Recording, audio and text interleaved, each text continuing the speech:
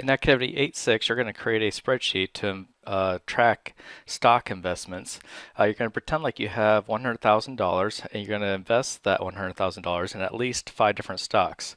So I've set up a basic spreadsheet so far with just my title, a column for the stock name, the stock symbol, which we're going to need to be able to update the prices, the shares that I'm choosing to purchase, the initial share price, and the initial purchase cost. So to find my stocks, I like to use CNN Money.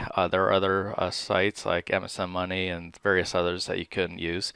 But if you're going to use CNN Money, it looks like this. I just come up here to the stock ticker, so I can either type in the symbol if I know it, or if I don't know it, I can type in the company name. So let's say I want to look for Netflix. So I type in Netflix, and then it's giving me a couple different options. Actually, I guess there's just one option, which is the one I want. There we go. And this is the Netflix symbol, NFLX. And here's the current share price. Let me zoom in a little bit, make it easier to see in the video. So $94.01 is what it would cost me if I were to purchase it right now.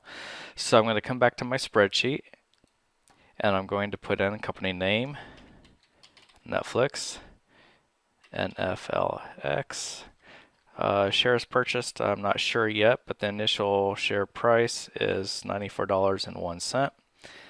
Double check, make sure I got all that right. NFLX, yes. All right, so shares purchased. This is going to be completely up to you how many shares you choose to purchase. You've got $100,000. So what I'm going to do to make it a little bit easier to track, first I'm going to go ahead and calculate the initial, I'll put 100 in here. Pretend I'm going to buy that for now. I'll update that. So the initial purchase cost, well, that's going to be how many shares you purchase times the cost. So equals C3 times D3. Okay, so if I were to buy 100 shares, it would cost me $9,401 right now. And I'm going to come down here a few rows and insert my totals. And then come up here, and I'm actually going to go ahead and fill this all the way down through 7, which is just going to give me a bunch of zeros right now because obviously there's nothing in these cells.